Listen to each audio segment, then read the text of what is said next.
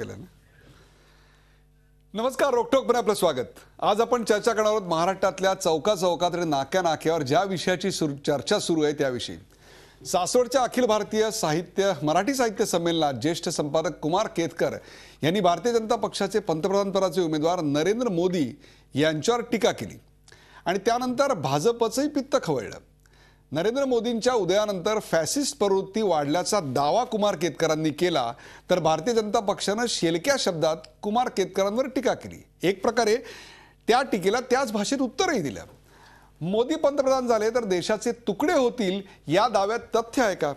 Modi fascist प्रवृत्तीचे असल्याची टीका सातत्यानं का होते आणि अशा आरोपांमुळं प्रत्यारोपांमुळं राजकीय वातावरण गढूळ होतंय का? यासारख्या असंख्य प्रश्नांचा वेध घेऊया मोदी, केतकर आणि फॅसिझम या खास कार्यक्रमात.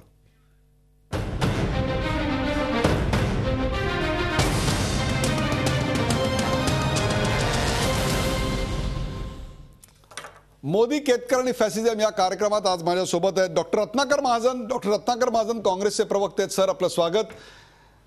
माधव भांडारी, भारतीय जनता पक्षाचे प्रवक्ते नेते. सर, आपलंही स्वागत. माझ्यासोबत आहेत मुकुंद टाकसाळे, ज्येष्ठ साहित्यिक. मुकुंद टाकसाळे, मुकुंदजी, आपलंही स्वागत. आणि डॉक्टर कुमार सप्तर्षी, ज्येष्ठ राजकीय विश्लेषक. कुमार सप्तर्षी पुण्यातनं आपल्या सोबत असणार आहेत. सर्वप्रथम या कार्यक्रमाला सुरुवात करताना पाहूया, नेमकं देवेंद्र फडणवीस आज केतकरांना प्रत्युत्तर देताना काय म्हणाले. केतकरांच्या टीकेच्या संदर्भात मी एवढंच म्हणेन की ज्यावेळी एखादा प्राणी हा हिंसक होतो त्यावेळी त्या प्राण्याचा आपण नाश करतो, तो वेडा झालाय. पण एखादा संपादक जर वेड्यासारखा बोलायला लागला तर त्याला इग्नोर केला पाहिजे, असं माझं मत आहे. आणि आम्ही त्याला इग्नोर करतो. आम्ही त्याला इग्नोर करतोय असं म्हणताना सुद्धा केतकरांवरची जी टीका होती ती अत्यंत आक्षेपार्ह होती का? कारण आज दिवसभर ब्लॉगवर, फेसबुकवर आणि इतर अनेक ठिकाणी, विशेषतः पत्रकार दिन आजचा आहे, त्या पत्रकार दिनाच्या दिवशीच ही अशी टीका झाली. त्याबद्दल चर्चा चालू आहे, म्हणून आपण हा विषय आज चर्चेला घेतोय. चर्चेला सुरुवात करण्यापूर्वी पाहूया नेमकं कुमार केतकर असं काय म्हणाले की जे आक्षेपार्ह वाटलं. आता ज्या पद्धतीने डोकं फिरल्याप्रमाणे आणि ड्रग घेतल्याप्रमाणे नरेंद्र मोदींच्या बाजूनी सगळी हवा चालली आहे, ती ड्रग घेतलेली फ्रेंझी आहे नरेंद्र मोदी नावाची. ते काही राजकीय विचार नाही आहे. नरेंद्र मोदी नावाचा राजकीय विचार असता तर मी समजू शकतो, खुशाल जा तुम्ही, सोनियाच्याच बाजूने सगळ्यांनी आलं पाहिजे असा माझा अजिबात आग्रह नाही. सोनिया काही अमर नाही आहे, राहुलही अमर नाही आहे आणि आपणही कोणी अमर नाही आहोत. भारत खूप पुढे आहे अजून. भारताला अजून खूप वर्ष काढायचे आहेत. सोनिया काही कायम उरणार नाही तिथे, किंवा राहुलही उरणार नाही आहे, किंवा गांधी घराणं, नेहरू घराणंही उरणार नाही आहे. तुम्ही जो विचार करता तो ज्या माणसाबद्दल, ज्या माणसाच्याकडे तुम्ही तथाकथित आशास्थान म्हणून पाहता, तो फक्त विद्वेषाचं मूर्तिमंत प्रतीक आहे. आणि अशा विद्वेषाचा मूर्तिमंत प्रतीक असलेल्या माणसाला जर तुम्ही पंतप्रधान करणार असाल तर तुमचं बघा तुम्ही. केतकर म्हणले की नरेंद्र मोदी हे विद्वेषाचं मूर्तिमंत प्रतीक आहेत. ड्रग घेतल्याप्रमाणे, फ्रेंझी झाल्याप्रमाणे लोक आता नरेंद्र मोदींच्या मागे आहेत, अशाही प्रकारचं त्यांनी एक विधान केलं. निश्चितच ही दोन्ही विधानं अत्यंत गंभीर आणि त्याहीपेक्षा सुद्धा ज्यावर चर्चा व्हावी अशी आहेत. म्हणून पहिला प्रश्न घेऊन मी जातोय डॉक्टर रत्नाकर महाजन यांच्याकडे. रत्नाकर महाजन, या एका मुद्द्यावर जो आत्ता दाखवला गेला आणि त्यावर जी आत्ता अत्यंत तिखट अशी प्रतिक्रिया आपल्याकडे देवेंद्र फडणवीस, जे साधारणतः अत्यंत अभ्यासू आणि सम्यक असं बोलण्याकरता प्रसिद्ध आहेत, त्यांनी दिली, या दोन्ही गोष्टींबद्दल काय सांगाल. मुळामध्ये कुमार केतकर जे बोलले ते एकूण घटनाक्रमाच्या पार्श्वभूमीवर आणि कारण मीमांसा सांगण्याच्या टोनमध्ये ते बोलले. त्यांच्या विश्लेषणाचा उद्देश हा एका व्यक्तीवर टीका करण्याचा नसून गेल्या काही वर्षामध्ये जो एक विशिष्ट प्रकारचा उन्माद देशामध्ये निर्माण करण्याचा प्रयत्न विशेषतः एका व्यक्तीकडून होत आहे आणि त्याच्या मागे एक सबंध संघटना उभी आहे, त्याचं विश्लेषण करताना ते बोलले. आता हेच विश्लेषण आणखीन वेगळ्या शब्दात करता आलं असतं का? कदाचित करता आलं असतं, पण मग शब्द निवडणे आणि त्याचं वर्णन करणे हा ज्या त्या व्यक्तीचा अधिकार आहे. आता त्याच्यावर टीका करताना देवेंद्र जे म्हणाले ते सुद्धा मोठं सजेस्टिव्ह आहे. म्हणजे उदाहरणार्थ ते काय म्हणाले तर एखादा प्राणी हिंसक झाला तर आपण त्याचा नाश करतो. याचा अर्थ काय होतो? साध्या याच्या भाषेत पिसाळलेल्या कुत्र्याला आपण गोळी घालून ठार मारतो. असं त्याचा साधा अर्थ होतो. ते बोलले नाहीत, पण पण अर्थ याचा तोच. अर्थ- आणि नेमकं हेच याचा अर्थ रत्नाकर महाजन, याचा अर्थ ते केतकरांच्या वक्तव्याबाबत केतकरांना लागू होईल असं म्हणले का, हा खरा आत्ता सवाल आहे. बरोबर. म्हणून मी तेच म्हणतोय. याच्या आधीचं उदाहरण देतोय ते असं की दंगलीमध्ये एखादा माणूस मेला तर काय होईल, तर यांचे पंतप्रधानाचे उमेदवार असं म्हणाले होते की आपल्या गाडीसमोर कुत्र्याचं पिल्लू आलं तरी आपल्याला दुःख होतं. त्याच वारशाची ही परंपरा आहे, तीच परंपरा पुढे चालवणार माधव भंडारी, शेतकऱ्यांवरची आजचं वक्तव्य की एखादं कुत्रं पिसाळलं असेल किंवा या स्वरूपाचं जे व्यक्त केलेलं आहे की एखाद्या पिसाळलेल्या जनावराचं जे आपण करतो तसंच वक्तव्य काही महिन्यांपूर्वी नरेंद्र मोदी यांनी केलं होतं. या मागची त्यांनी सांगितलं होतं गाडीसमोर जर कुत्रं आलं तरी आपल्याला वाईट वाटतंच की, अशा प्रकारचं ते विधान होतं. त्यामागचा एक कार्यकारण भाव आत्ता इकडे काँग्रेसचे प्रवक्ते शोधू इच्छित आहेत आणि त्यातून ते काही सूचित करू इच्छित आहेत. ते सूचित करणं फार महत्त्वाचं आहे. या दोन्ही गोष्टींवर आपल्या पक्षाची प्रतिक्रिया काय आहे? नाही, पहिली गोष्ट, आपण जे काही संबंध इथे जोडायचा प्रयत्न केलात, मोदींनी काही कुठे पिसाळलेलं कुत्रं वगैरे असं काहीच म्हटलं नव्हतं. एखादा स्वाधाचा जीव जरी गाडीसमोर आला तरी आपल्याला हळहळ होते. तर माझ्या राज्यामध्ये जर इतक्या लोकांवरती हल्ले झाले असतील, त्यांच्यावरती हिंसक हल्ले झाले असतील तर मला वाईट वाटणार नाही का, हा त्यांचा प्रश्न होता. आजच्या विषयाबद्दल जे आहे की कुमार केतकर ज्या पद्धतीने, ज्या आविर्भावात, ज्या आवेशामध्ये बोलत आहेत, इतका विखारीपणा त्यांच्या हातवाऱ्यांमधून दिसतोय. इतका विखारीपणा, विद्वेषाची प्रत्यक्ष मूर्ती म्हणून जर आता म्हणायचं असेल तर कुमार केतकरांकडेच बोट दाखवावं. म्हणजे त्यांचे विचार विखारी आहेत का बॉडी लँग्वेज विखारी? दोन्ही आहे. त्यांचं भाषा सुद्धा विखारी आहे, त्यांची बॉडी लँग्वेज विखारी आहे. आणि ते ज्या मोदींना विद्वेषाचं प्रतीक बितीक म्हणतात, हे केतकर स्वतःच विद्वेषाचं प्रतिरूप आहे. केतकर स्वतःच विद्वेषाचं प्रतीक आहे, त्यांची बॉडी लँग्वेज विखारी आहे. मुकुंद टाकसाळे, मला तुम्ही सांगा, केतकरांचं भाषण आपण ऐकलं पाहिलं असेल, नेमकं आपल्याला त्या भाषणात विखारी आणि विद्वेषाचं काय वाटलं, यावर आपली प्रतिक्रिया काय सांगा? नाही, मी तिथे स्वतः हजर होतो सासवडच्या सभेला आणि कुमार केतकरांची मुलाखत मी आतापासून इथपर्यंत सगळी पाहिली. पहिली गोष्ट अशी होती की कुमार केतकर हे अनेक विषयांवर बोलले आणि त्याच्यात त्यांचा पर्सनल प्रवास, मराठामधली उमेदवारी, अनेक गोष्टी बोलले.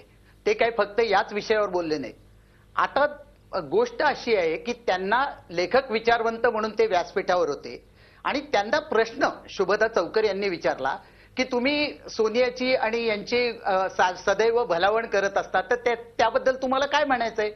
आता ते म्हणायचं असताना कुमार केतकर हे कुमार केतकरांचंच मत सांगणार, ते काही फडणवीसांचं मत सांगणार नाहीत किंवा माधव भंडारींचं मत सांगणार नाहीत. त्यांनी अत्यंत सभ्य भाषेत, म्हणजे माधव भंडारींना त्यांची भाषा का खटकली मला कळत नाही, कारण ज्यांना मोदींच्या जळजळीत भाषेची सवय आहे त्यांना कुमार केतकरांचं सभ्य भाषेतलं हे असं बोलणं हे का खटकावं कळत नाही. अत्यंत तर्कशुद्ध पद्धतीने कुमार केतकर बोलत होते आणि त्यांना त्यांची मतं मांडायचा हक्क आहे. त्याबद्दल जर त्यांना कोणी कुत्रं ठरवून गोळी मारण्याची भाषा करत असेल किंवा हिंसक प्राणी ठरवून, तर ही कुठली प्रवृत्ती आहे आणि ही किती हिंसक प्रवृत्ती आहे आणि ती त्या बाबतीत मग काही बोलण्यासारखंच नाही, हे बरोबरच आहे ना. मुकुंद टाकसाळे, ही हिंसक प्रवृत्ती नरेंद्र मोदी यांच्या उदयानंतर वाढीला लागली आणि एक प्रकारे त्याची परिणती ही दाभोळकरांच्या हत्येशी त्याचा संबंध जाऊन येतो. हा जो एक प्रवास जोडला गेलाय, त्या जोडले जाण्याविषयी आपण काय सांगाल? नाही नाही, ते मात्र मला असं वाटतं की चुकीचं आहे. कारण असं आहे की ही हिंसक प्रवृत्ती जेव्हा भाजपने रथयात्रा काढली तेव्हापासूनच सुरू झाली. रथयात्रा, अयोध्या, त्यानंतर गुजरातची दंगल आणि मग आपल्याकडे होणारे बॉम्बस्फोट वगैरे, तेव्हा विद्वेषाचं राजकारण, हिंसेचं राजकारण हे पोस्ट बाबरी याच्यानंतरच सुरू झालेलं आहे. आणि तेवढ्या बाबतीत कुमार केतकर चुकलेत असं मला वाटतं की मोदींनंतर ते नाही झालेलं, ते फक्त वाढीला लागलं. त्याच्यानंतर मोदींच्या भाषणात जो विकार असतो, भयंकर जो दाहकपणा असतो, त्यामुळे सबंध लोकांपर्यंत एक विद्वेषाची भाषा पोचते आणि त्या भाषेला ज्यांचा कुणाचा आक्षेप नाही त्यांनी कुमार केतकरांची भाषा ही चुकीची म्हणणं, त्याला विद्वेषी म्हणणं यासारखा दुसरा विनोद नाही. माधव भंडारी, मला तुम्ही सांगा, आपल्या विरोधातली मतं जर कोणी मांडली तर याचा सभ्यतेनं प्रतिवाद करणं, किंबहुना त्याला तर्कशुद्ध मांडणी करून ते खोडून काढणं, किंवा मी तर असं म्हणेन की त्याकडे दुर्लक्ष करणं, हे लोकशाही संमत मार्ग हाताशी उपलब्ध असताना आणि इतके वर्ष भारतीय जनता पक्षाचे विशेषतः देवेंद्र फडणवीस वापरत असताना यावेळी इतकी तीव्र भावना असायचं कारण काय, की जेणेकरून आपण असं विधान करावं की ज्यातून एक फॅसिस्ट मनोवृत्ती यामागे आहे की काय असा संशय यावा आणि तो संशयाचा धागा पार अशा एका घटनेपर्यंत जावा की जी घटना महाराष्ट्राला लांछनास्पद आहे. नाही, आपण अनेक गोष्टी एका ताणाचा प्रयत्न करतात. देवेंद्र फडणवीसांच्या ज्या विधानापासून आपण सुरुवात केली त्या विधानाचा शेवट हा आहे की त्यांच्या बोलण्याकडे आम्ही दुर्लक्ष करतो. म्हणजे तो विषय आमच्या दृष्टीने आम्ही त्याला काही महत्त्व दिलेलं नाही आणि आम्हाला त्याच्यावरती चर्चा करायची गरज पण वाटते. त्याने गंभीर आरोप केला तुमच्या पक्षावर. मी तुमच्या पक्षाच्या नेत्यावर गंभीर आरोप पुढे केलाय. बोलतोय ना. केतकर, आपण ज्या देवेंद्र फडणवीसांच्या विधानापासून सुरुवात केली त्याच्यापुरतं मी बोललो. केतकरांनी जे भाषण केलं आणि मुकुंद टाकसाळेंना माझ्याबद्दल आश्चर्य वाटलं. मला त्यांना विनंती करायची की तुम्हाला नरेंद्र मोदी यांच्या भाषणांमध्ये जो जळजळीतपणा, जो विखार दिसतो, सगळी भाषणं रेकॉर्डेड आहेत. एकदा आणा बरं समोर, कुठे विखार आहे, कुठे जळजळीतपणा आहे, कुणाबद्दल आहे. आणि ज्या मंडळींनी मौत का सौदागरपासून सगळी विशेषणं वापरली त्यांच्यापैकी कुणीतरी रत्नाकर नाही, थांबा थांबा एक थांबा. माझं पूर्ण करू द्या, मला पूर्ण करू द्या, पण मला पूर्ण करू द्या. नरेंद्र मोदींची कोणतीही भाषा विखारी नाही, विद्वेषाची नाही. रत्नाकर महाजन, तुम्हाला मान्य करावं लागेल ना आता हे. कसं करावं लागेल आणि मी मान्य करून काय उपयोग आहे. समाजातले बाकीचे जे लोक आहेत, जे प्रबुद्ध आहेत, जे जागरूक आहेत, ज्यांचे कान आणि डोळे शाबूत आहेत, ते लोक कसं हे करतील. आता ते मौत का सौदागर 12 वर्षापूर्वीचं काढायचं आणि पुन्हा त्यात आणि मग खुनी पंजा म्हणजे काय. म्हणजे हे आता रेकॉर्डेड आहे ही चांगलीच गोष्ट आहे, पण रेकॉर्डेड भाषणं प्रत्यक्ष पाहणारे आणि ऐकणारे लाखो लोक महाराष्ट्रात जिवंत आहेत ही त्याची पुढची गोष्ट आहे. त्यामुळं आम्ही त्या गावचेच नाही असं म्हणून लोकांच्या मनातली आत्तापर्यंतची जी रेकॉर्डेड प्रतिमा आहे ती बदलेल अशा भ्रमात कुणी राहू नये. आम्ही रेकॉर्डेड प्रतिमा बदलण्याचा तुम्ही किती प्रयत्न केला, तीच एक प्रतिमा ठसवण्याचा, तरी सुद्धा कुमार केतकर आणि त्यांचं समर्थन करणारे तुमच्यासारखी सगळी मंडळी जी आहेत त्यांची एक फॅसिस्ट प्रवृत्ती केतकरांच्या वक्तव्यातून दिसून आली की मोदींच्या मागे जाणारे सगळे जे आहेत ते ड्रगच्या आहारी गेलेले आहेत. मोदींच्या मागे जाणारे सगळे जण आहेत ते व्यसनी आहेत. लाखो लोकांच्या जनतेबद्दलची ही तुमची भावना आहे, तुमची प्रतिक्रिया आहे, ती अधिक बोलकी आहे. ड्रग आणि व्यसनी असणं हे प्रतिकात्मक या ठिकाणी वापरण्यात आलं होतं की जणू नाही, ड्रग आणि व्यसनी असणं हे जर प्रतिकात्मक आहे तर देवेंद्र फडणवीस जे बोलले ते मात्र प्रतिकात्मक नाही. म्हणजे आपण एका बाजूला आमच्यावरती जो कोणी टीका करेल तो सभ्य, आमच्यावरती जो कोणी टीका करेल मग तो किती विषारी बोलला तरी त्याची भाषा अत्यंत संस्कृत, आणि आम्ही टीकेला प्रत्युत्तर दिलं तर आम्ही मात्र विद्वेषी. रत्नाकर महाजन, नाही, मी अजून पूर्ण केलं नव्हतं. काय आज माधवराव जरा जास्त उत्तेजित आहेत, त्यामुळे त्यांची नाही, मी ड्रग नाही घेतलेलं वातावरण आपण निर्माण करू. माधवराव म्हणतात त्यांनी ड्रग घेतलेलं नाहीये कोणताही, त्यांनी कोणतेही ड्रग घेतलेलं नाही. माझा त्या बाबतीत त्यांच्यावर पूर्ण विश्वास आहे जसा त्यांचा माझ्यावर आहे. धन्यवाद. त्यामुळे मुद्दा तो नाही. तुमचा महाराष्ट्रात एकमेकांवर किती विश्वास आहे अख्खा महाराष्ट्र जाणतो. बोला. तर मुद्दा असा की केतकर जे म्हणाले ते अर्धसत्य आहे. पूर्ण सत्य असं आहे की महाराष्ट्राच्या संदर्भात ही प्रवृत्ती आणि या प्रवृत्तीची मुहूर्तमेढ महाराष्ट्रात 66-67 पासूनच रोवली गेलेली आहे.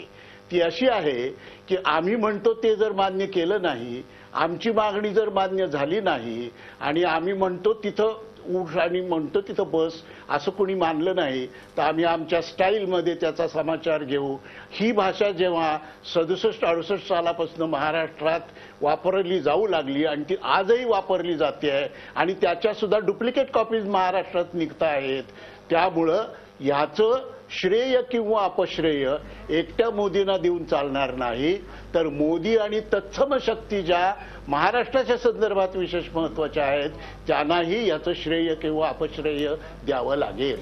मला एक आत्ता या ठिकाणी मुद्दा तुम्हाला विचारायचा आहे माधवराव, आणि तो असा आहे की त्यांनी एक केतकरांनी मुद्दा मांडला की एक 18-20 वर्षाची इटालियन मुलगी इंग्लंडमधून इकडे येते आणि ती या देशाच्या पंतप्रधानाच्या घरात सून म्हणून येते, तिला धड साडीसुद्धा नेसता येत नव्हती, जी नंतर आपल्या सासूचा मृतदेह आपल्या म्हणजे गोळ्या लागलेला देह, छिन्नविच्छिन्न देह हॉस्पिटलमध्ये नेते, पतीच्या राजकारण विरोधाला विरोध करते, त्यानंतर त्याचंही उद्ध्वस्त झालेलं देह बघते, त्यानंतर 8 वर्ष राजकारणात येत नाही, 98ला अनेकांच्या विनंतीवरून राजकारणात येते आणि 2004 साली तुमची सत्ता उलथवून ती हस्तगत करते.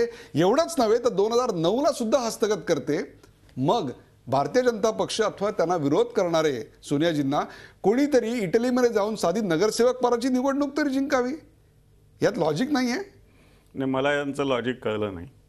आणि हे सांगणाऱ्या कुमार केतकरांना इतक्या दिवसात हे कधीच आठवलं नाही की इतक्या सगळ्या सोनिया गांधींच्या मागे जाणाऱ्या जनतेला आमच्यापैकी कुणीही ड्रग ॲडिक्ट म्हटलं नाही.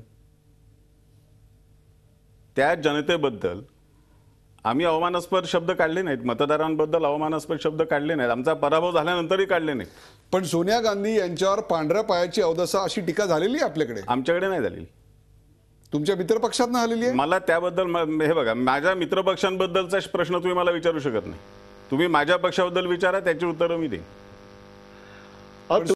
सांगतो, जेव्हा सोनिया गांधी काँग्रेस पक्षाच्या अध्यक्षा झाल्या आणि त्यांच्या नेतृत्वाखाली लोकसभेच्या निवडणुका झाल्या, त्यावेळेला ही बाई जर पंतप्रधान झाली तर मी मुंडन करीन, चणे फुटाणे खाईन, चटईवर झोपेन, जमिनीवर झोपेन, असे उद्गार भारतीय जनता पक्षाच्या आदर्श भारतीय नारीच्या मूर्तिमंत प्रतीकांनी काढलेले आहेत. हे अजून भारतातले लोक विसरलेले नाहीत.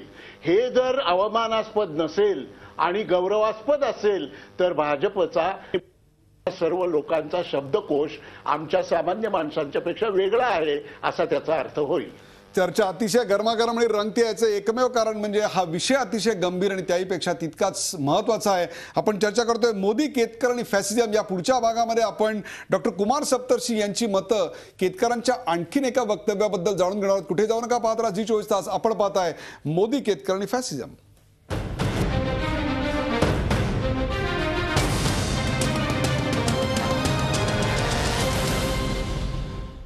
झी 24 तास, एक पाऊल पुढे.